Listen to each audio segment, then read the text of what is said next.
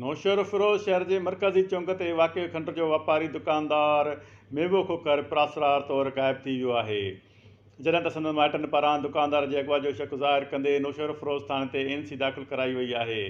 दुकानदार मेवो खोकर जे मुबैना अगवा ख़िलाफ़ प्रेस क्लब नौशहर फिरोज आॾो दुकानदारनि पारां एहतिजाजी मुज़ाहिरो कयो वियो ऐं दुकानदारनि चितारियो त दुकानदार मेवो खोकर ऐं वसीम राजपर आज़ादु न थिया त शहर में शटरबंद हड़ताल कई वेंदी।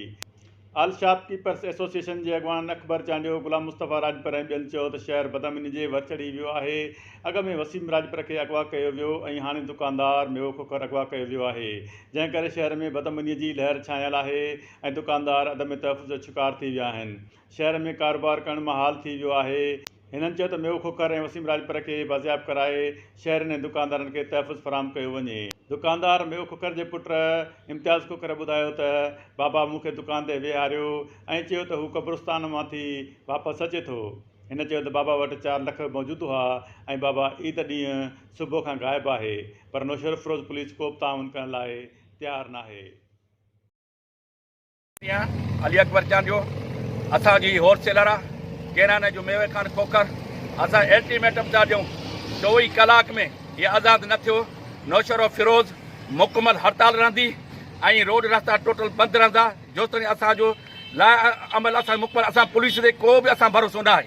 असां फौरन मथे IG खे DIG खे असां अपील था। सुबुह 9:30 बजे ही दुकान ते वेहारे छोकिरे खे घर वञण लाइ वियो आहे, रस्ते में गुम थियो आहे। हिन खां अॻे असांजो दुकानदार वसीम राजपर जेको महीनो ॾेढ अॻे गुम थी वियो आहे, जंहिंजो अॼु ताईं ख़बर न पई आहे। हीअ दहशतगर्दी आहे। शहर में इंतिज़ामिया ख़ामोश आहे, को बि असांजो कमकार नथो थिए। जेको आहे ॾींहं ॾिठे जो बाक़ी छा बचे थो जेको जो 11 खां वठी उते वेहणु शुरू कयो आहे ऐं असांखे का बि मोट न ॾिनी वई त तव्हांजे वाल साहब खे असां आज़ादु करायूं था, को बि रिस्पॉन्स न आहे।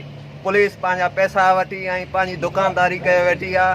शहर जो अमन बिगाड़े छॾियो अथनि। माण्हू ॾींहं ॾिठे अगवा थियो था वञनि ऐं ॾींहं ॾिठे माण्हुनि खे गोलियुनि जो खाज बणायो थो वञे।